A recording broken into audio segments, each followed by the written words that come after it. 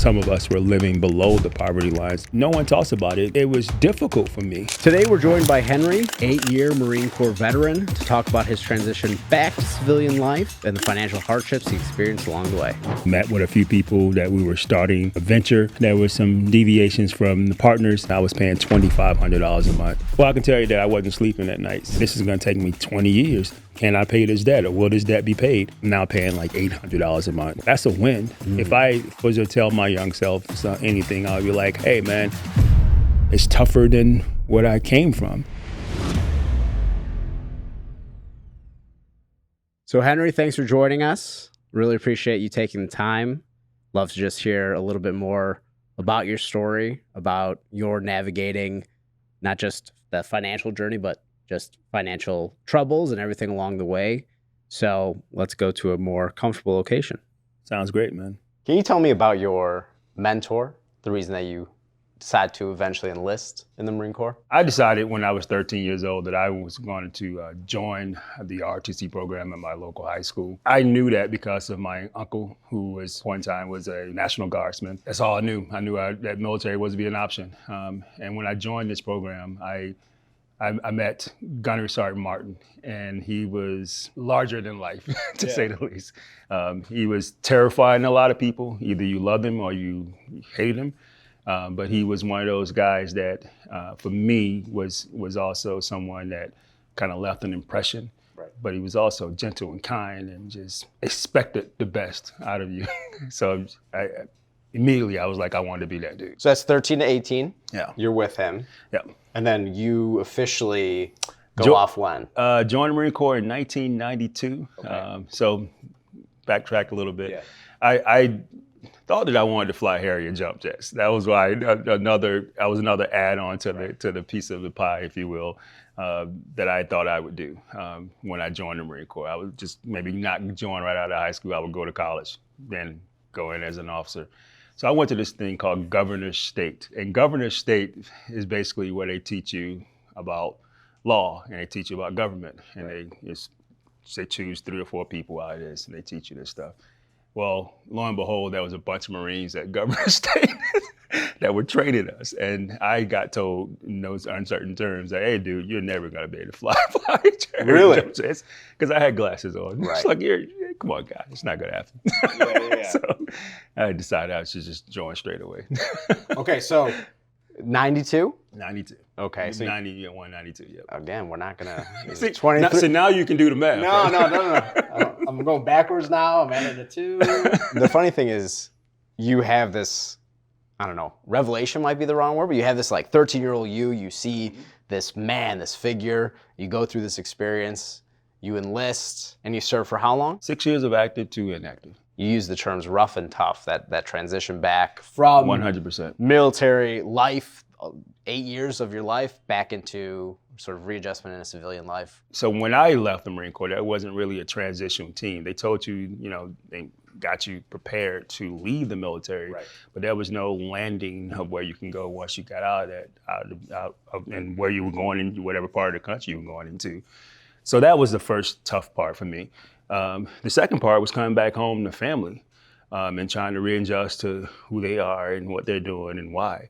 And realizing that maybe I don't fit in that category as well. And then the third thing is like trying to understand, like, okay, so what do I have skill-wise that I can earn some money from that can get me going? So I had multiple different angles that I was shooting for. Right. And I found out very quickly the biggest thing that was tough for me is the camaraderie, man. Like, and it still is. There's still moments where like I find myself longing for those days of where you can actually lean and talk and connect with another person that's from a whole different part of the country, and it be that like there's a true connecting point. So it was a combination of all those things. Yeah, the combination of all those things kind of made it a little rough and tough. Again, the struggle is still real in a lot of ways for me in that regard. So is it just that? Are there other elements that you feel maybe missing or not quite there that you used to have? Yes. I mean, that's excellent that you bring that up because so what I landed on after leaving the Marine Corps is that I need to do something that will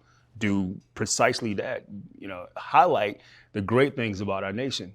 and highlight the opportunities that people have in our nation.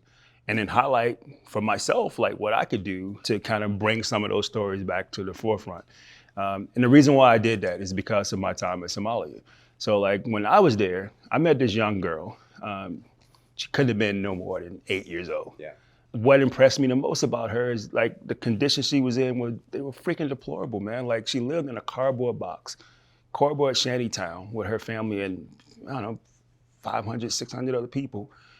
But this girl, like every day I saw this girl, she would smile. She would be like jovial as all get out. And not only that, she knew like English, she knew French, she knew Italian. Like she could speak all these things. And that, for me, that was a light bulb. Like how does this child in this environment have this type of energy and this type of connectivity to others? When we're there for some other things, trying to keep her safe for certain, but like this person is thriving in that environment, thriving. So like for me, it was more of a, wow, yeah, I can't come back here nonchalant. Like, so Yeah. that was the biggest impact. Just my time in the Marine Corps, like I had some pretty decent opportunities that presented themselves. My last 2 years, I worked for the Commandant's Warfighting Lab, so I got a chance to kind of see what that buildup of things was like and what impact it would have, not only on the military folks, but other people that they were going into these territories with. So like, it just kind of just opened my eyes in my mind to like, okay, I can't just transition. I mean, there has to be something else. You come home, you're not the same No. person. No. Your experiences, your perspective, the people you surround yourselves with. Did you realize that right away, or was that sort of a harder transition? You kind of show back up, you're like, here I am. It was kind of realizing right away. Like, the very first method I tried and with that altruistic idea was I went into law enforcement. and it became very clear to me, like, okay, well, this impact is a lot more harsher than what I envisioned it being. And then from there, just Bradley University came on the forefront. So and just so broadening some of those ideas and having impact from others that didn't have the military connection, that became even more of a sharpening, if you will, of some of the concepts that I thought I had bouncing around in my little head. So yeah, a different person, but I kind of got shaped more also by my experiences in the country versus being in the military only. So I haven't played checkers in a long time. I'll let you know ahead. okay, likewise. What we're going to do, we're going to do checkers for charity. Okay. Okay. There will be a winner. There will be a loser, but we will have a charity who is the beneficiary regardless of this game. Okay. That being said, would you like to go first? Sure. There you are. Oh, see. It's the expert move right there. When I think of Marines, I think of intense. I think of disciplined. And I don't know how you can go from that environment. And we talked about this, the transition back, rough and tough. How you can go from that environment of camaraderie, intensity to just civilian, walking down the street, civilian life, getting in line at KFC. Like, it's just like, it feels like it's a different kind of world. Oh, it definitely is a different type of world. However, so my start in the Marine Corps, a lot of people didn't think that I would actually make it as a Marine. Who? I need names, I need numbers. Well, from my father to my stepmom to like my best friend's mom, like they all thought that like I had this softer edge, which I appreciate because like I felt like that would keep me grounded to I guess if nothing else, my humanity. Even in the Marine Corps, like I found myself a lot of times being like the guy that was stabilizing stuff when people were acting crazy. And sometimes that's even me that I realized I need to get myself together before I actually act. That's one of the greatest things that probably happened to me in the Marine Corps was being able to be in an environment like that and still have some sense of self that I had prior to going in. And that might have been Gunnery Martin, like just already prepping me and like already giving me things that I didn't necessarily gain from the Marine Corps. And I'm curious to know like your perspective when people say like, thank you for your service. For me, when I say something like that, it comes from like a nice place of like actual appreciation. Sure. When you hear that, does that resonate? Do you feel Like it actually captures what you have done, what you've given, or do you feel like it's, I don't know, like word service, or that it doesn't actually hold like meaning to it? Yeah, so when I first got out of the Marine Corps, I used to find it odd because I'm 25, but so like, yeah, I appreciated it, but like I didn't know how to receive it. Now when I think about it, it leaves me with a sense of pride, knowing that I'm one of a few people who decided to raise their hand to say they'll defend this nation against all enemies, foreign and domestic. Now when I hear that, like I almost want to have a conversation. Obviously, when everyday life, people don't have time to sit and have conversations around those things. But service should matter. Like in service of nations should matter more than anything. What don't I know about the Marines? Personality, humanity, I mean, you name it. Well, the one thing I would tell you is that we're a bunch of clowns, man. Okay. we spend a lot of our time, especially during downtime, just being silly and just doing the most obscene things you can think of. Like, I remember when we were in Italy, we had gotten a 24-hour Liberty Pass, and I didn't think anyone can get in trouble in 24 hours. Well, we had Marines that were running on freaking top of trains as they were moving down the tracks, like just crazy stuff that you just wouldn't think that, okay, you got 24 hours, man, and you got to be back on this dang-gum boat. Yeah. That's what you want. That's the thing. I think no matter what, I lose here, right? Well, if I get another king, you're probably pretty much trapped and cornered. I've been done this whole time. Can we call it game over? We can call it game over. Can we call it game over? Appreciate it. Well, that's it was a good game. Again, checkers for charity. Yeah. Even though there is a loser in this table, in the grand scheme of it all, I think mostly winners. I agree. Everyone's a winner here. All right, I appreciate it.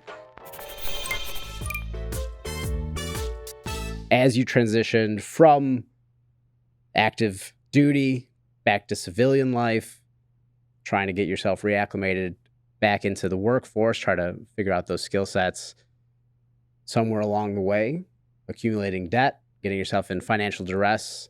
What can you tell me about that? Yeah, I thought I was doing pretty well, especially coming out of Bradley. I had a plan. I actually met with a few people that we were starting a venture, and so went on that path and did well for a little while. And then there were some deviations from the partners. So then I had to figure out what else I was going to be doing. So once that started to take place, that's when I noticed that there was a need for more dollars, if you will, and more, in order to get the things done I needed to get done. So that's when the slippery slope began in terms of being able to use credit in order to actually sustain, but also to actually put down markers for what I was trying to get accomplished.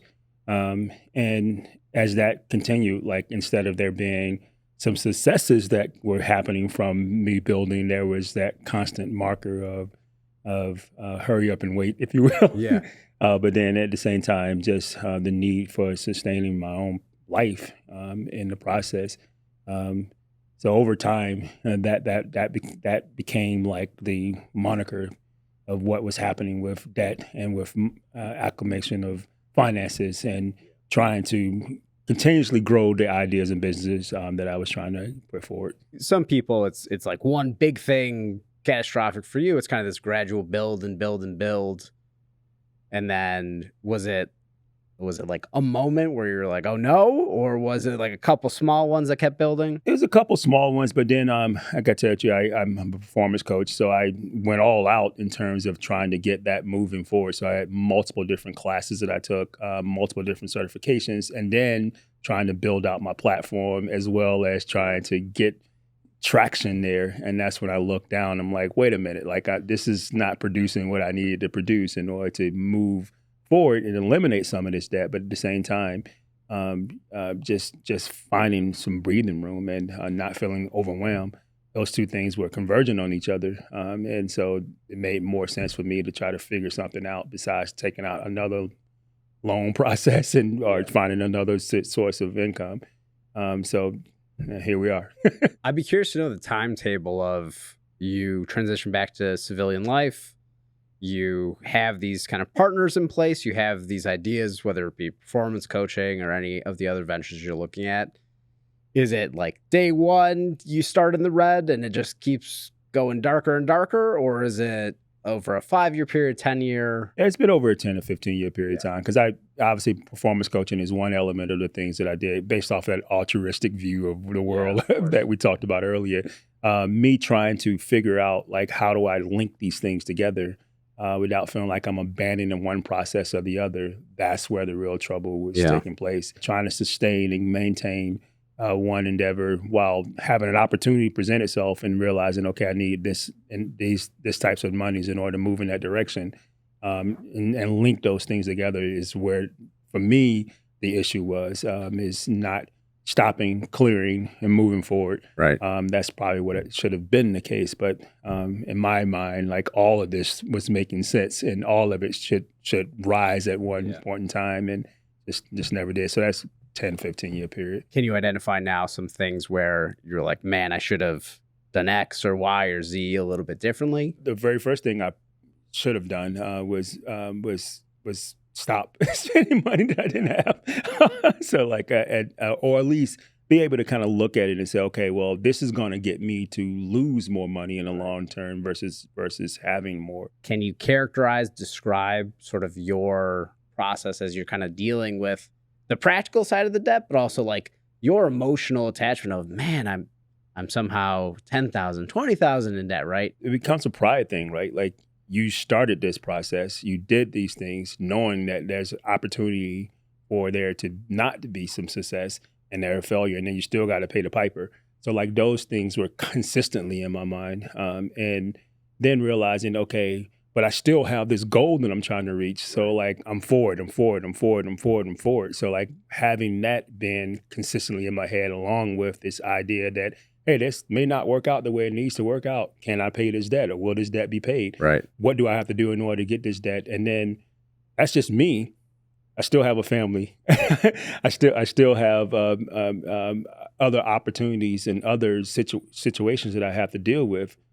So like juggling all those things was a little bit overwhelming. So I knew that I had to have some solution in order to calm at least the anxiety portion of it down. What is your process in terms of like kind of attacking it and figuring out the right steps is the wrong way of phrasing it, but like the things that you should be doing? Well, just what you just said, realizing you can't do everything at once. So you got to, I've heard someone ask me a long time ago, how do you eat an elephant? It's like one bite at a time, right? So like it's the same thing when you have a long-term goal versus short-term goal versus, okay, well, there's still these obstacles that are in the way. How do you attack the obstacles?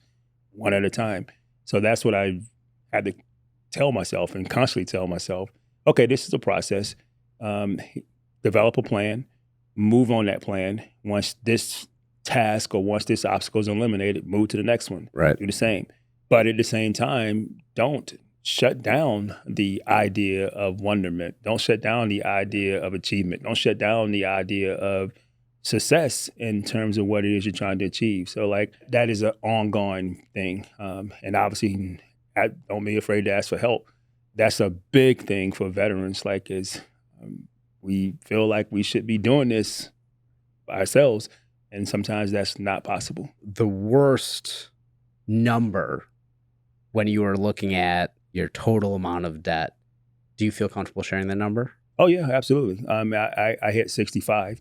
When I hit that, I was like, okay, so yeah, I can start chopping at the bit on this, but man, this is going to take me 20 years in order to eliminate this. So so that's when I realized, okay, I need to seek a different path. What were the things that you were looking at? You're staring at 65,000.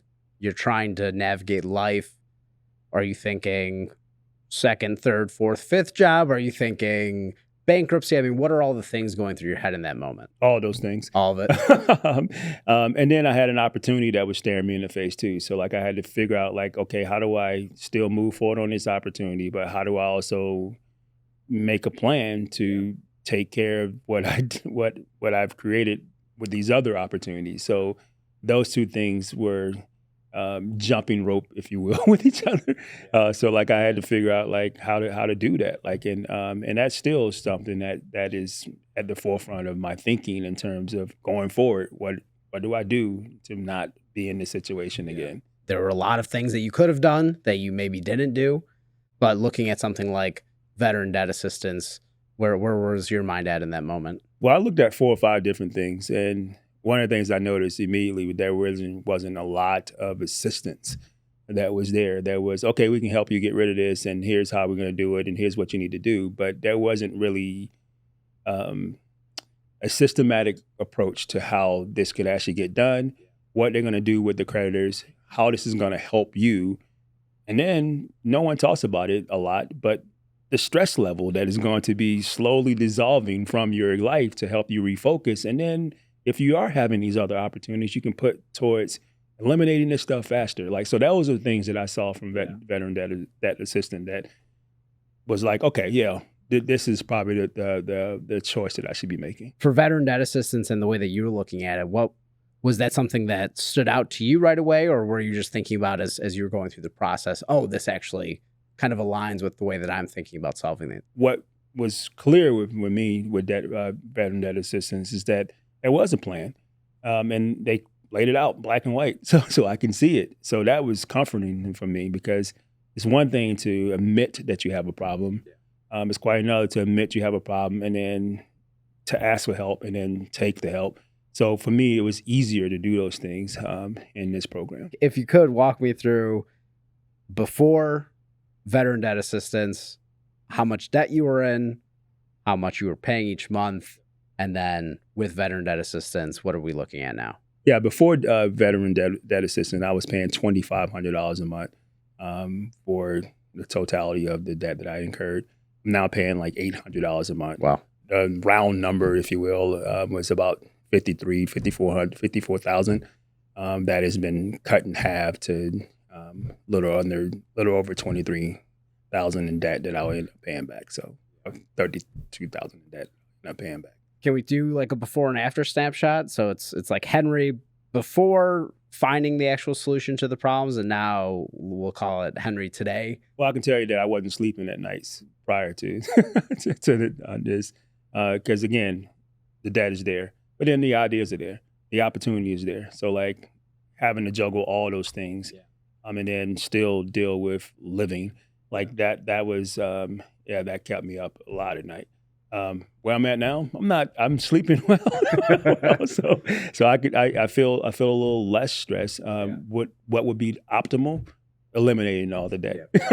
So do you feel a little sense of freedom? Do you feel like you have now a new affordance to be able to do some of those things you couldn't before? Oh, absolutely. Like again, me attacking personal goals has become paramount again, and then. My wife and I have a collective goals of things that we do. So like, and we are able to move in that direction with a sense of purpose as well. So before, that would have been, okay, how do we juggle, or how do I put these things in this bucket in order to make sure this happens? And which means that problem isn't being solved, it's just put away. So like that is a more comforting place to be, knowing that there's movement and solution versus avoidance. Finances, I'm assuming, were probably not in the grand scheme of your plan? Yeah, not at all. I mean, if you know anything about enlisted personnel, they're not living very well at all. And some of them some of us were living below the poverty line. So that money was never the objective. The objective, obviously, was service of the nation.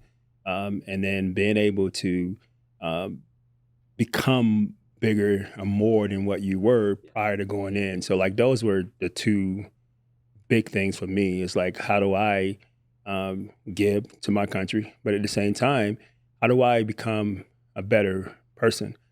How do I fulfill being the better man that I can be? And obviously, my mentor was a Marine, and so like there was no way that I was going to run away from that at all. So. But then getting out of the military, realized really quickly that it's not about that. It's about like sustainability and stability and being able to make a living so you can take care of yourself and others. And then if you're lucky, you're in an organization where you can make a difference and make an impact and get paid appropriately for it. I missed that latter part because I came out with a very altruistic view of the world. Or a view of things, or how I thought the world could be. So like, I still knew those other elements existed in terms of stability and sustainability, in finding work, but I also was doing it purposely. Like, I need to do these things because this is going to continue to move forward on what I believe I am as an individual. And sometimes that didn't equate to having big monies. So like, which is what was the problem with me. Like, I was not taking choices or making choices that was going to produce large sums of money. Sure. But eventually, if I did things right, it could produce these things. And it just, that was this cycle that I was in that I needed to break. And so me now, I look at that and I think, okay, well, yeah, that's yeoman's view of the world, like that you can do things that way. Some success has certainly happened from that. But it also made me be able to look at opportunities and see those opportunities for more than just the opportunity to be involved in something. It made me realize I can have impact and I can still take care of my responsibilities, but hopefully bolster some of those things even more too, and maybe spin off from them. So this is why I'm a performance coach now, because I spun off for some of those things that I got myself into. And the goal is now to solidify that position more and try to connect with other opportunities to make a bigger financial impact on my family and others. So yeah, the capitalistic view of the world really shifts. We think young, bright-eyed, obviously committed, Henry going through enlisting in the service, purpose at the forefront, right? You have a mission, you're driven, you're going toward that thing. You come back to civilian life, you need a place to live. Yeah, you need realize food quickly, to eat, very quickly, that these things don't add up to actual monetary success. Yeah. Was it like a moment of trying to find shelter and food to eat and trying to do all of those things while also not necessarily putting aside the things that you're passionate about because you haven't done that, but maybe having them on equal footing for the first time and how you kind of grappled with that change in the way that you had to approach just everyday life? Well, this is one of the things that I still have trouble with is the camaraderie piece, because I think that's kind of what I'm hearing you describe a little bit for me, is from a military point of view, that's built into the culture. So it was easy for me to put myself in that environment and make an impact and grow from it and be at the forefront of leadership in a lot of capacity. Coming into the civilian side of things, that is not at the forefront. And so it was difficult for me. Like, there are plenty of opportunities I shied away from, mainly because of how crappy the culture was. So like, and I've been in cultures where I attempted to be a part of a solution and realized that there is no desire for there to be a solution. So like, those were hitting me right in the face. And I had to realize that some of this altruistic stuff that I have inside of me, that doesn't matter in this environment. So I had to figure out a way to swallow some of that, so I could move forward. If somebody were to come up to you, let's say a fellow Marine or just a fellow veteran, and say, "Hey, I've kind of hit a wall. I'm in this situation, and the water's above my head. I need kind of guidance." What would your thought be in terms of recommending a solution like veteran debt assistance? Oh, I would tell them to in a heartbeat that this is the first avenue you should explore, and I would give them all the reasons why. I mean, the very first thing that I see from veterans debt assistance is the fact that it's strategically laid out in a way that resonates with military personnel, because we do have plans. Like, we don't willy-nilly do anything. So like, and this organization fits that very neatly. And then, secondly, what comes from vet debt assistance is the caring. Like, I know that sounds odd, but like, and especially speaking with a military personnel, but believe it or not, like, we know, like, everyone around us has our six, and we have theirs. So like, the fact that you can have an organization that is exhibiting the same type of behavior, that's a win. That's an easy transition for them to choose something like that versus trying to go it alone. One of the highest quality markers of a human is that you have that willingness to be an open book and say, you know what, not only is this not unique to just you, but I actually have experience with, here's how we go from where we are today into tomorrow, the next day, a year from now, 2 years from, whatever it is. One of the ways that we can step away from something is by saying that what you just said, you're not the only one, and you probably you won't be the only one that this has occurred to, and being okay with that. What was your experience working with veteran debt assistance from that first phone call to going through the website? Can you just talk about your experience? Again, it felt very intimate, like they really cared. I was, like I said, had received several phone calls in terms of explaining the program, how it would benefit me and why. Followed up by several emails that gave more information and kind of even bolstered even more why the decision I was making was the right one. The actual app itself is easy to use and can consistently track like everything that's going on with me. So it just, again, strategically, it just makes a lot more sense to have them on board with helping me get rid of this debt. How did VDA help you turn things around? It just gave me a simple, straightforward way of how to approach the creditors and say, this is what we're doing and this is how I can get done, and not avoiding, but this is where I can go. And then having that assistance with navigating that process was a big win. What would be your quick pitch to other veterans about using veteran debt assistance? They're going to help you address your creditors in a way that is beneficial for you, like, and can help you, I guess, get your head above water. You have no idea what this is. I have no clue. I know. So these cards, it's from the Diary of a CEO. Okay. Inside, on the other side of each card, there are questions handwritten by mostly famous people, thought leaders, other individuals. Okay. And so these are their questions, right? Okay. I may do some creative liberties depending on how I like the question, but we're ready? As good as it can be. Okay, let's see my reading capabilities. Do you remember a moment when you realized that you loved your job? Yeah, I do. It came from one of my favorite clients. She was one of my fitness clients that I started with, and she ended up becoming one that I also ended up coaching.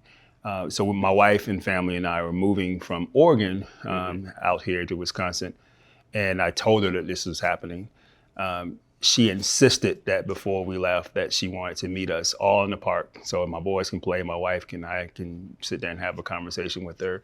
And in the middle of the conversation, she looked me in the face and she was like, I just want you to understand the amount of impact that you've had on my life and on my children's life, but also the amount of impact that you have with other people when you don't even realize it.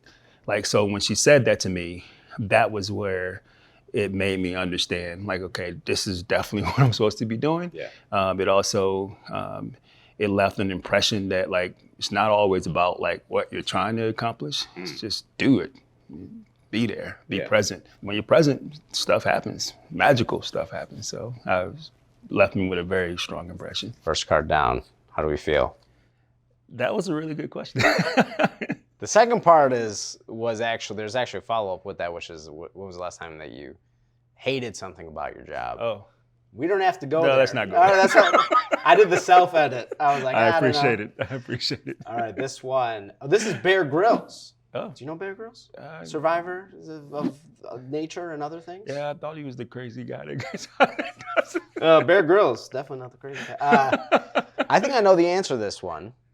What is the greatest wealth in your life? Oh, hands down, it's my family. Yeah, that's easy peasy. Yeah. There's no reason to even go any other way. Before your kids, before your wife, your kids, how do you think you 8-ish years ago would have answered that? Wow. I would probably say it was health and the ability to perceive things and openly and honestly. Yeah. Like I think that's a part two for certain for me, but it's it's just the ability to be healthy enough to be open-minded and open to possibilities. Are you ready? I am. This is a tough one, it looks like. No, you know the answer to this one. I know the answer to this one. We got to find out. Louis Capaldi, great musician. Do you think your younger self would be proud / look up to you now? Oh, yeah, 100%. Of course, right? Yeah.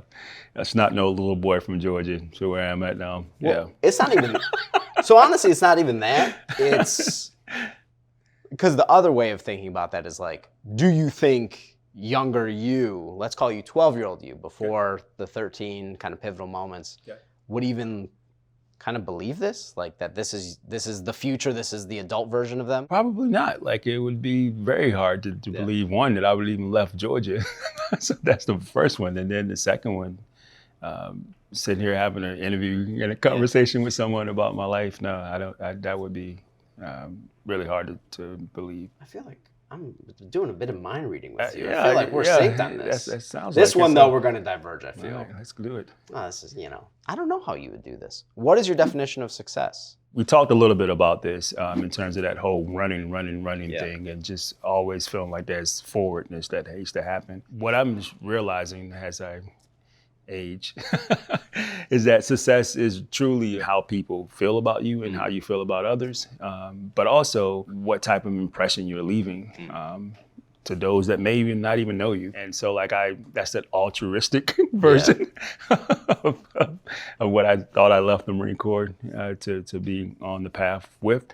I still deeply within me believe that we affect each other in lots of different ways. So I try, in my mind, success would be any individual person can come up to me and have any connecting point with me, because there's always something to be connected with another person about. In rock and roll, would you do it all again? 100%. No changes. Not a single one? No. Butterfly flick, man. Yeah, okay. Okay. My thought with that is, was there a moment where you thought, maybe I shouldn't have, I'm not going to say join the Marine Corps, but maybe I shouldn't have done X or Y or Z? 100%. Okay. 100%. But you wouldn't change it? No. Okay. No. Happiness is not something that you land on and all of a sudden everything is great. Like it's constant thriving, it's constant going back and forth, some depths, some greatness, some wins, some losses.